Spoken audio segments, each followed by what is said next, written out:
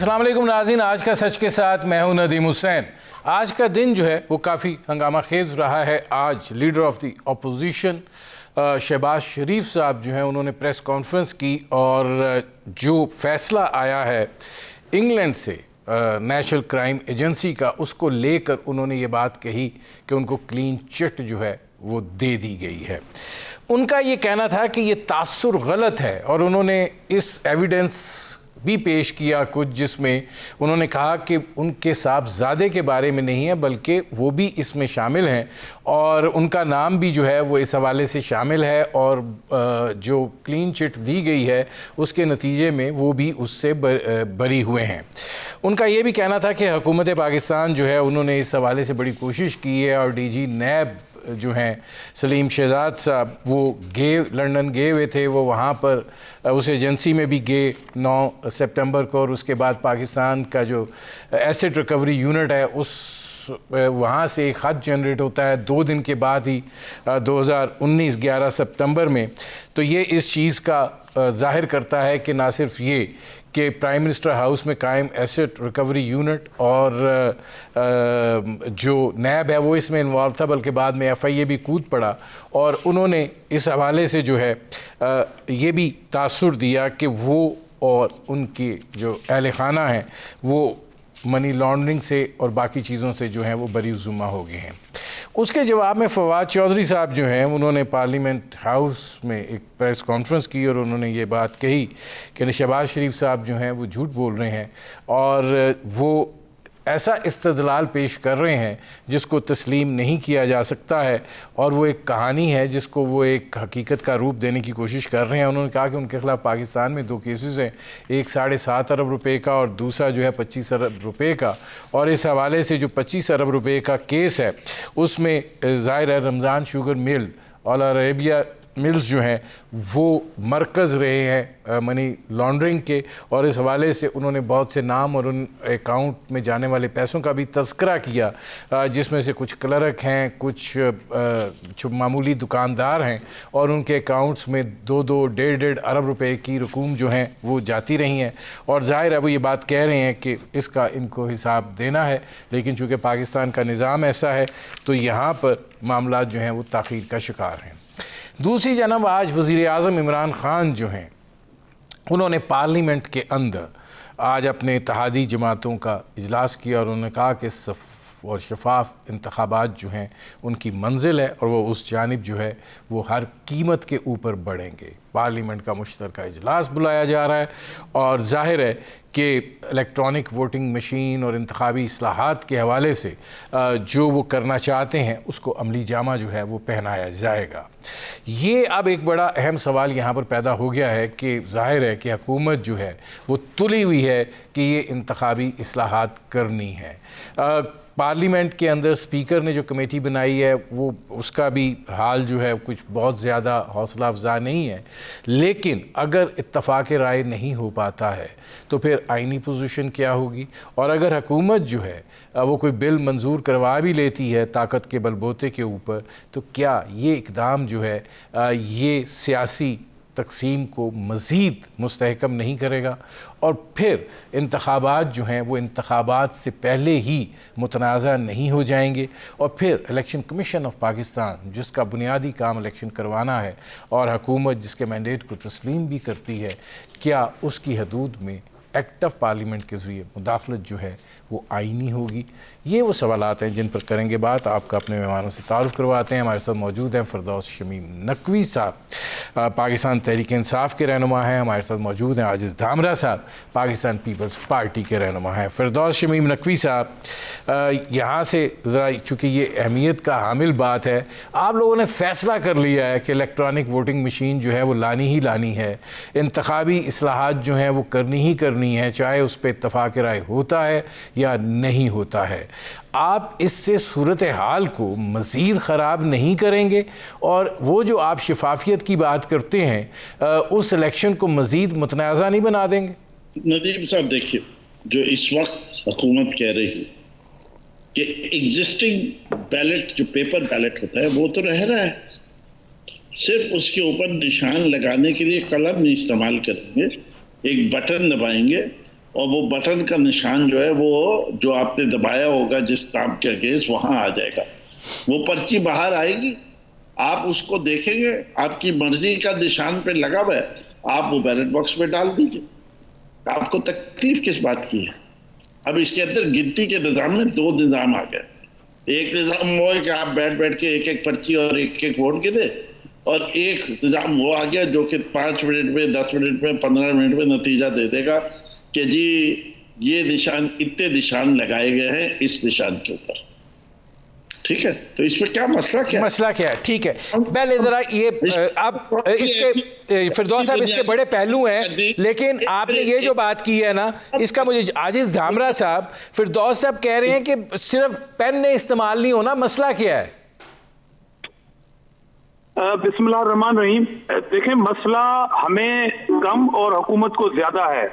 अब मिसाल के तौर पर कि आप एक मशीन लेके आ रहे हैं जो आप कौम के मैंडेट के बुनियाद पर पार्लियामेंट को वजूद में लाएगी, और आप अभी नदीम साहब मुझसे ज्यादा जो एक्सपीरियंस बोले वो फिरदौस शमीम नकवी साहब हैं। अगर हम एटीएम कार्ड लेके इमरजेंसी में अपने ही पैसे, किसी और के नहीं, अपने ही पैसे जब निकालने के लिए जाते हैं तो कोई ना कोई एरियर आ जाता है और आपको 3 से 4 मशीनें ढूंढनी पड़ती हैं। ये इलेक्शन का एक मखसूस टाइम होता है, उसमें आपकी अगर पूरे मुल्क में एक ही दिन में 30% मशीन भी अगर खराब हो गई, ब्लॉक हो गई, एरियर आ गया, तो क्या आप नताइज 30% के सीटों को रोक देंगे और उन पे कोई बात नहीं होगी? और नंबर 1, हमें इशू से ज्यादा इनका इशू क्या है, हम इनसे पूछ रहे हैं कि भाई आखिर ये इशू क्या है आपको इलेक्शन कमीशन से कि आप उसको आग लगाने की बातें कर रहे हैं।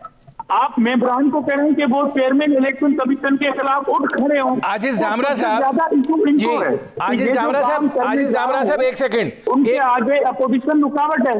ठीक है आजिज धामरा साहब, यहाँ पे मेरा आपसे एक सवाल मैं लेकर चल रहा हूँ क्योंकि आप सेनेटर भी रहे हैं।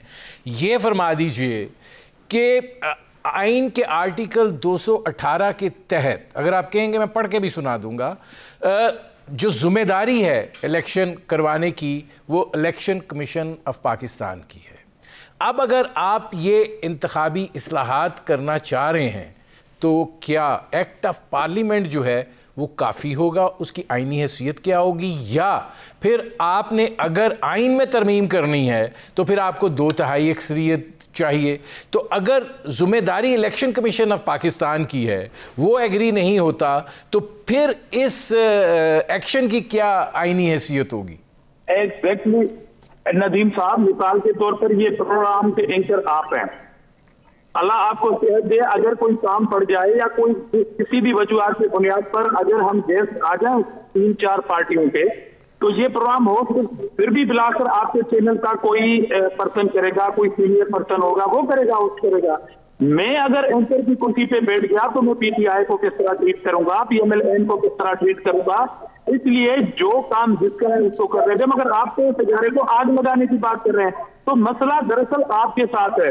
और दूसरी बात मैं ये क्लियर कर जाऊं कि एतराजात सिर्फ अपोजिशन को नहीं है, इलेक्शन कमीशन ऑफ पाकिस्तान को जिसको आप आग लगाने की बात करते हैं, और हम इलेक्शन रिफॉर्म के खिलाफ नहीं है, ये मैं कैटेगोरिकल कर रहा हूँ। इस पर डिबेट की जरूरत है, उसमें तहफात की जरूरत है। जो इदारा तहफात करता है उसको आग लगा देते हैं, अपोजिशन तहफात करे तो आप कहते हैं आप तो चोर हो, डाकू हो, लुटेर हो। तो आप इतना बड़ा मैंडेट चोरी करने के, डाके लगाने का इरादा रखते हैं। मैं आजिज धामरा साहब जी, आजिज धामरा साहब मुझे एक ब्रेक लेना पड़ रहा है। नाज़रीन, हमारी गुफ्तगू जारी है, एक मुख्तसर से कमर्शियल ब्रेक का वक्त हुआ है, मिलते हैं इस वक्फे के बाद। Welcome back. अब फिरदौस साहब वाज़े जवाब आजिज धामरा साहब ने नहीं दिया। आप ये फरमाएं कि जब ये आइनी सूरत हाल है तो हुकूमत का ये इक़दाम जो है ये एक नई कश्मकश, एक नई सूरत हाल को जन्म नहीं दे देगा? मतलब आप किस तरीके से इस चीज़ को इम्प्लीमेंट करवाएंगे इलेक्शन कमीशन ऑफ पाकिस्तान से? जी देखिए, पहली चीज़ तो ये है कि अगर election commission of Pakistan proactive होता तो 1970 के बाद से जितने इंतखाबात होते आ रहे हैं इस मुल्क के अंदर, सब में सुकून नजर आया, सबके ऊपर एतराज़ात हुए। आज 50 साल गुजर जाने के बाद इस मुल्क का इलेक्शन कमीशन एक ऐसा निज़ाम, मरबूत निज़ाम नहीं दे सका जिसके लिहाज से कहा जाए कि ये ट्रांसपेरेंट भी और फेयर भी, ठीक है। जो प्रोसेस के अंदर फ्लॉज हैं उसको एड्रेस करके इस प्रोसेस को ऐसा कर लिया जाए कि कोई बाद में एतराज ना कर सके। ये हर हुकूमत का फर्ज है। हिंदुस्तान में उन्होंने एक सिस्टम अडॉप्ट किया, 1984 में किया, उसको रिफाइन करते चले गए और हम तो उनका वो सिस्टम लेने आ रहे हैं जो 2004 के बाद चल रहा है, जिसके अंदर पेपर ट्रेल भी है और इलेक्ट्रॉनिक काउंटिंग भी है। और उसके बाद से हमने उसको और ज्यादा करने के लिए हमने इंटरनेट फ्री कर दिया है। ये हर दफा एक नया शोशा उठाते। अब ये कह रहे मशीन फेल हो जाए, इस मशीन की रिगोरस टेस्टिंग होती है। इसको हर किस्म के इन्वायरमेंट, पहले उन्होंने कहा बिजली चली जाए, आपने कहा ये बिजली से नहीं चलती, ये बैटरी से चलती है, ये नहीं फेल होगी। भाई आप टेस्ट कीजिए, आप कहें ऐसी मशीन लानी चाहिए जो फेल नहीं होती हो। कितनी जगह ऐसा हुआ है कि 5-10 पोलिंग स्टेशन की रिकाउंटिंग हो जाती है, कोई इसके अंदर आफत आ जाती है। अगर खुदा ना खास्ता ये हो जाए, लेकिन शफाफियत तो रहेगी। ये तो ऐसे बात कर रहे हैं। देखिए इलेक्शन रिफॉर्म, इनकी सूरत हाल क्या है? हमने सेनेट के इलेक्शन इसमें एक सेकंड फिरदौस साहब, मेरा एक सवाल है यहाँ पर आपसे। सवाल मेरा ये है कि बलूचिस्तान के दूर अफ्तादा इलाके ले लीजिए, सिंध के दूर अफ्तादा इलाके ले लीजिए, केपी के इलाके ले लीजिए जहाँ पे 13-13 घंटे और 18-18 घंटे की लोड शेडिंग है कि वहाँ बिलिंग ठीक नहीं है। और पंजाब के ले लीजिए। आप किस तरीके से मुमकिन बनाएंगे कि ये वोटिंग हो? ये बैटरी ऑपरेटेड है, ये बिजली ऑपरेटेड नहीं है, बैटरी से चलती है। आप बैटरियां चेंज करते रहिए, आपको 3 पेयर एक्स्ट्रा बैटरी के दे देंगे। कौन सा उसमें मसला है? It's not electrically operated. देखिए आवाज आ रही है? हेलो जी जी जी जी फिरदौस साहब जी, देखिए मैं बात कर रहा था कि जहां नीयत सही होती है। सेनेट के इलेक्शन में हमने रिफॉर्म आया कि ये सीक्रेट बैलेट के बजाय ओपन बैलेट कर दे। एक लफ्ज चेंज हो रहा था। इनका वक्त बहुत कम है। आज इलेक्शन हो चुका, पैसा चला सेनेट के इलेक्शन में, वोट इधर से उधर हुए, इलेक्शन कमीशन पे कान पे जू नहीं रहेगी। ऑपोजिशन जो है अब जो है अगले इलेक्शन तक खामोश बैठी रहेगी। फिर जब ये ओपन बैलेट की बात आएगी फिर तब्दील यही की जुमला हो जाए, सीक्रेट बैलेट से ओपन बैलेट कर लो ना डिबेट। अब सेनेट के इलेक्शन मैं फिरदौस साहब आता हूं, लेकिन अब इसमें आजिज धामरा साहब सवाल ये है कि आपको क्या लगता है कि जो आईनी इसमें मामला है उसके नतीजे में इलेक्शन कमीशन अपने तौर पे उस बिल के हवाले से फैसला कर सकता है, या ये कि एक नया आईनी लड़ाई जो है वो शुरू हो जाएगी? नदीम साहब, तीन चीजें बीच में आ रही हैं। एक आईनी आ रही है, दूसरी नीयत की आ रही है, और तीसरी आ रही है कि जिस इदारे ने ये इलेक्शन कराना है इंतजामी तौर पर वो क्या फरमा रहा है। मैंने कहा कि अपोजिशन के तहफुज़ात अपनी जगह पे, अभी फिरदौस भाई ने अपोजिशन के ज्यादातर वो तबका कर लिया, मगर इशू ये है कि इलेक्शन के हवाले से या वो ये इलेक्ट्रॉनिक वोटर मशीन के हवाले से इलेक्शन कमीशन जो बात करेगी वो बात उनकी वैलिड होगी कि ये इदारा कह रहा है कि जी मशीनें ठीक है और अपोजिशन खामखा का शोर मचा रही है। अपोजिशन से ज्यादा अगर तहफुज़ात का इज़हार किया है वो इलेक्शन कमीशन ने किया है। यहाँ पर फिरदौस तमीम नकवी साहबानों की नीयत इसलिए आया होती है जैसे कि हुकूमत ने ये इलेक्शन कराने और हर हाल में पीटीआई ने ये इलेक्शन कराने और तमाम वोटर इलेक्ट्रॉनिक वोटर नहीं। धामरा साहब आप मुझे एग्जैक्ट जवाब नहीं दे रहे। मेरा सवाल आपसे ये है कि हुकूमत चाह रही है कि हमने ये करना ही करना है। अगर करना ही करना है तो फिर जो आईनी बिल मंजूर होता है क्या वो इफेक्टिव होगा कि इलेक्शन कमीशन पे बाइंडिंग होगा? देखिए, पार्लियामेंट की ज्वाइंट सिटिंग में ये जाएंगे, इसीलिए है कि आप जबरदस्ती एक अगर कानून बना भी लेंगे, आप आइन में तरमीम भी कर लेंगे, वो 2/3 मेजॉरिटी से होगी, मगर वो कानून साजी किस काम की जिसमें आप जो स्टेक होल्डर हैं वो एक पेज से ना हो और वो इदारा एक पेज से ना हो जिसने ये इलेक्शन करानी है। आज हुकूमत इनकी है, ये कानून मंजूर करा लेंगे, ज्वाइंट सिटिंग में भी करा लेंगे, मगर आने वाले दिनों के अंदर बिला आकर ये किसी हुकूमत या पार्टी ने इलेक्शन नहीं कराना, ये इलेक्शन कमीशन ऑफ पाकिस्तान ने कराने, वो तो ऑन बोर्ड है नहीं। ये बड़ा खतरनाक सूरत हाल है और सवाल है। कि आप कानून को चलो मंजूर करा लें, मगर आप ऑन बोर्ड स्टेक होल्डर को नहीं लेंगे और खासतौर पर इस इदारे को नहीं लेंगे, ऐसी कानून साजी का क्या फायदा? और ये इनके गले पड़ गई आगे चलते बात ये चीजेंगे फिर। ठीक है, मैं आजिज़ दामरा साहब आता हूँ। हमें ज्वाइन किया है मलिक अहमद खान साहब ने, मुस्लिम लीग नवाज़ के रहनुमा हैं। मलिक साहब, आज आप उस प्रेस कॉन्फ्रेंस में भी मौजूद थे जो शहबाज शरीफ साहब ने की। उसके बाद फवाद चौधरी साहब ने भी एक प्रेस कॉन्फ्रेंस की है।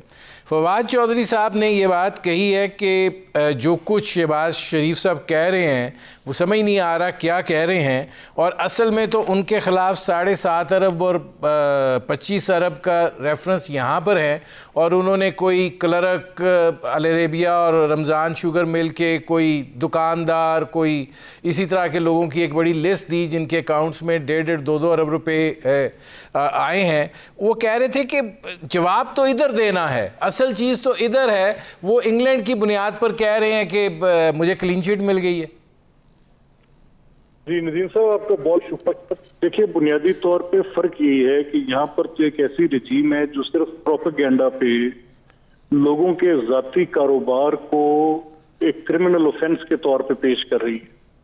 और ये इनकी जो टोटल पूरी एलिगेशन है वो ये है कि एक बिजनेस हाउस की जो ट्रांजैक्शंस हैं वो पिछले 10 साल की उठा के कह दिया जी कि ये 7.5 अरब रुपया इनके कारोबार में कैसे रहा। ना ये अकाउंट फॉर कर रहे हैं कि उसमें बैंक्स का लोन ना था, ना ये अकाउंट फॉर कर रहे हैं कि उसमें उसकी बिजनेस की रिक्वायरमेंट कितनी थी, कितनी उसकी इनकम थी, कोई उसकी कोई तफसील, वो जो एफबीआर के पास तफसीलात जमा है, एक एक चीज डिक्लेयर्ड है, इसमें से कोई एक चीज ऐसी नहीं है जो डिक्लेयर्ड नहीं।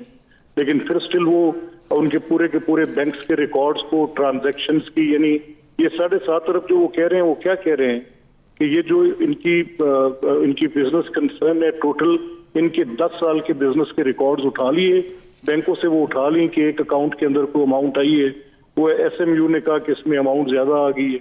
और फिर जो ये नेटवर्क बना रहे थे, नेटवर्क ये बना रहे थे जो जिस बुनियाद पे शहबाज साहब के टोटल आज की प्रेस कॉन्फ्रेंस का जो पूरा महवर था बात का, वो क्या था कि ये नेटवर्क ये बना रहे थे कि ये शहबाज साहब का ऑफिस जो है वो क्रिमिनल एक्टिविटी में इन्वॉल्व था और वहां पे मिसयूज ऑफ अथॉरिटी हुई, और फिर उसके साथ जितनी एसोसिएटेड जो भी उसकी इल गॉटन वेल्थ थी उसको थ्रू दुबई इंग्लैंड राउट किया गया, और यही इन्होंने केस भेजा था।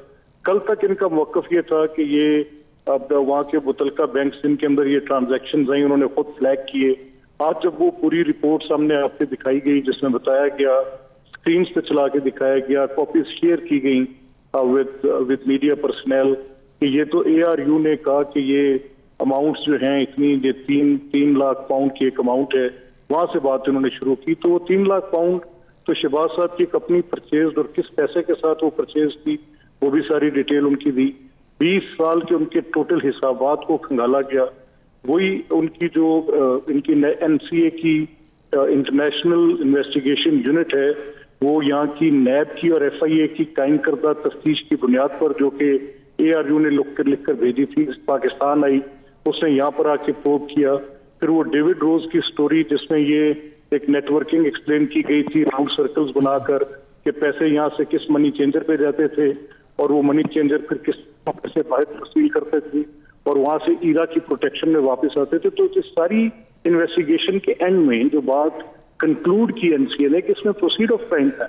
अगर ये किसी के बिजनेस नहीं है, मैं मलिक साहब आता हूँ, मुझे एक ब्रेक लेना पड़ रहा है। नाज़रीन, हमारी गुफ्तगू जारी है, एक मुख्तसर से कमर्शियल ब्रेक का वक्त हुआ है, मिलते हैं इस वक्फे के बाद।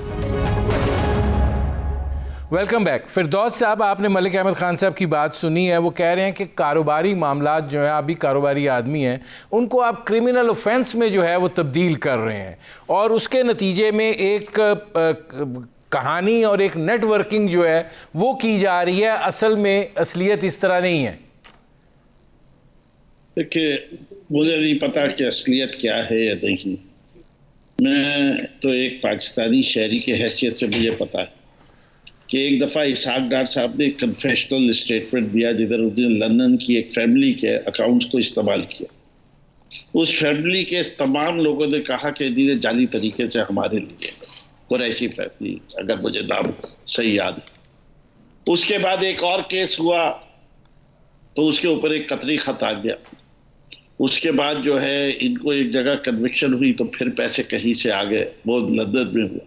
फिर पनामा का केस हुआ, बढ़ चढ़कर 3 दफा के वजीर आजम ने 2 दफा असेंबली में 3 दफा कौम से खिताब करते हुए कहा कि मेरे पास एक पर्चा मौजूद है जिससे मैं मनी ट्रेल दूंगा, और जब कोर्ट के अंदर आया तो मनी ट्रेल फिर कतरी खत निकला।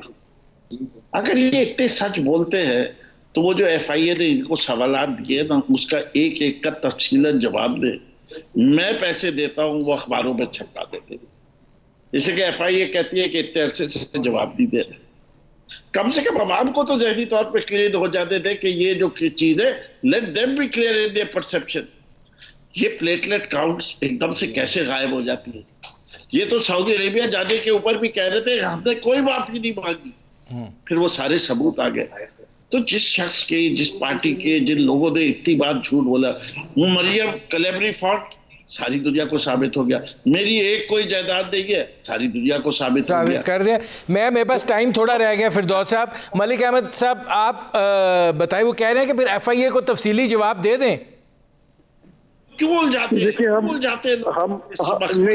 मुझे फिरदौस साहब मैं आता हूँ, 1 मिनट। देखिए गुजारिश ये, हाँ नजीम साहब, गुजारिश ये कि जब आप स्पेसिफिक बात कर रहे होते हैं तो फिर उसमें आप जेनेरिक बातें, चले मैं जो फिरदौस साहब कह रहे हैं मैं बारी बारी आपसे बात करूं। ये सिस्टम की एक आपके सामने में एक एग्जांपल है कि एक उनसे जो वो जो ये है वो जराए वाला मियाँ साहब के एक स्टेटमेंट जिसका बार बार हर कोई जिक्र करता है जो हमारी ऑपोजिशन में है, वो नॉन डिक्लेरेटरी रिजीम की ट्रांजैक्शंस हैं और उनको तकरीबन एक आधी सदी के बाद उनके हिसाबात मांगे जा रहे हैं। तो ठीक है, ये एक मामला सामने आया जिसकी एक दिक्कत पेश आई कि उस वक्त के जो अकाउंट्स थे उनके मुताबिक अगर तफसील नहीं दी जा सकी तो उसके में मुश्किल आई, इसमें कोई शक नहीं। लेकिन उसमें भी कोई प्रोसीड ऑफ क्राइम अलेज नहीं है। ये जो लॉ ऑफ द लैंड है, ये किसी की विम्स पे या किसी की मर्जी के ताबे नहीं चल सकता। ये इमरान खान एक मोटिवेशनल स्पीकर की तरह रोज खड़े होकर रूल ऑफ लॉ पे दर्ज देते हैं, लेकिन उन्होंने तो प्रोसिक्यूशन को परसिक्यूशन बना दिया। फिर जब ये कहना कि जी मेरी कोई ये बात करनी कि अभी NCA का जो फैसला है नेशनल क्राइम एजेंसी का, उसने जो एक अपनी रिपोर्ट सबमिट की उसके अंदर एक तफसील के साथ लिखा कि ग्राउंड्स ऑफ सस्पिशन है। ये जो आज फवाद चौधरी ने प्रेस कॉन्फ्रेंस की है, मैं नहीं समझता कि उनको पता नहीं है, लेकिन क्योंकि तस्सुब इतना गहरा है कि कभी हकाइक पर ये कोई महज़ूब मुआशरा होता तो उसमें एक बात को एडमिट किया जाता कि जी ठीक है, आपकी ये सर्टन पॉइंट पे एक विंडिकेशन है, एक रिप्यूटेबल एजेंसी जो कि पाकिस्तान की नैब नहीं, पाकिस्तान की FIA। मलिक साहब, मेरे पास क्योंकि अब थोड़ा टाइम है, इसमें आजिज धामरा साहब आप ये फरमाइएगा कि मलिक साहब जो बात कर रहे हैं कि विंडिक्टिवनेस है, आप समझते हैं कि ये मामला इसी तरह? जी देखें, अभी जो शहबाज शरीफ वाला केस है उसमें जो हुकूमत की जस्टिफिकेशन है वो तो हम शुरू से सुनते आए हैं। अभी भी वही फोटोस्टेट काफी प्रेस भी जिन्होंने पढ़ी है वो तो हुकूमत को जवाब देना है। मगर आसिफ अली जरदारी साहब के हवाले से अभी भी एक केस जो है हाई कोर्ट इस्लामाबाद में रिजेक्ट किया, उनके फ्लैट के हवाले से जो अमेरिका में थी। बाकी तमाम मामला में हम पाकिस्तान में मौजूद हैं, इनके तमाम झूठों को एक एक करके हम अया करते जाएंगे। और दूसरी बात यह है कि हुकूमत की जो है सारी इंतजामी टीमें इनके पास है, नए दिन की जेब में पड़ी है, उसके बावजूद वजह क्या है कि इल्जाम साबित नहीं हो रहे और आपको वही इल्जाम लगाने पड़ रहे हैं जो आप करते में पहले लगाते थे। आजिज धामरा साहब, मेरे पास चूंकि अब एक आखिरी मिनट है, फिरदौस साहब 3.5 साल बात तो ये है कि 3.5 साल में आपके एहतसाब का नतीजा क्या है? ये देखिए, पहले एहतसाब जो है वो एक इंडिपेंडेंट इदारा है। दूसरी चीज ये है कि कोई जवाब नहीं देता कि आसिफ अली जरदारी ने क्यों यूसुफ रजा जिलानी को खत लिखने से मना किया, फिर क्यों हुक्म दिया माजिद शमसुल हसन को कि वो पेपर्स ले आए, और वो जिसमें $15 मिलियन केस पे खर्च हुए थे वो माजिद शमसुल हसन ने एम्बेसडर होते हुए वो कागजात कहाँ रख दिए? अब नहीं, तो फिरदौस साहब ये सारी चीजें हम सुन रहे हैं, हमें याद है, नतीजा क्या निकला है इस सारे एहतसाबी अमल का? मैं आपको बताता हूँ, इस मुल्क का अदालती निज़ाम इस मुल्क का फ्लॉड है और इस मुल्क में किसी आदमी के खिलाफ कोई केस साबित नहीं होगा। करप्शन अरबों की होगी, खरबों की होगी, नहीं होगा। ये निजाम फ्लॉड है, होगा। इससे मेरे के प्रोग्राम का वक्त मलिक ख़त्म हो रहा है। फिरदौस साहब बहुत शुक्रिया, फिरदौस शमीम नकवी साहब बहुत शुक्रिया, मलिक अहमद खान साहब और बहुत शुक्रिया आजिज़ धामरा साहब। नाज़रीन, आपने हमारे पैनल के शुरका की गुफ्तगू सुनी। अब तक के लिए इतना ही, इजाज़त दीजिए, अल्लाह हाफ़िज़।